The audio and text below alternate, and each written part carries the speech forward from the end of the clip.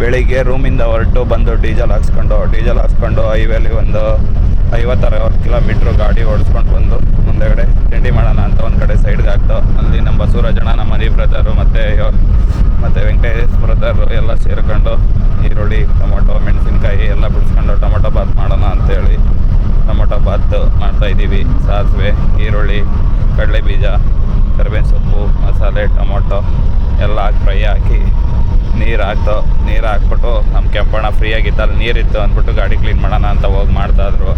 ಗಾಡಿ ಕ್ಲೀನ್ ಮಾಡ್ತಾವ್ರೆ, ನೋಡ್ತಾ ಇರ್ಬೋದು ನೀವು. ಎಲ್ಲ ಗ್ಲಾಸೆಲ್ಲ ಹುಳ ಹೊಡೆದ್ಬಿಟ್ಟಿದ್ದು. ಅಷ್ಟೊತ್ತಿಗೆ ಟೊಮೊಟೊ ಬಾತ್ಗೆ ಕುದಿ ಬಂದಿತ್ತು. ಅಕ್ಕಿ ಹಾಕಿ ಅದನ್ನು ದಮ್ ಹಾಕಿ ಒಂದು 5 ನಿಮಿಷ ಫ್ರೆಂಡ್ಸು ನಾನು ಎಲ್ಲ ಅರಟೆ ಹೊಡಿತಾ ಕುಂತಿದ್ದೋ. ತಿಂಡಿ ರೆಡಿ ಆಯ್ತು. ಅಷ್ಟೊತ್ತಿಗೆ ತಿಂಡಿ ತಿನ್ಕೊಂಡು ಚೆನ್ನಾಗಿ ಟೊಮೊಟೊ ಬಾತ್ ಸೂಪರಾಗಿತ್ತು.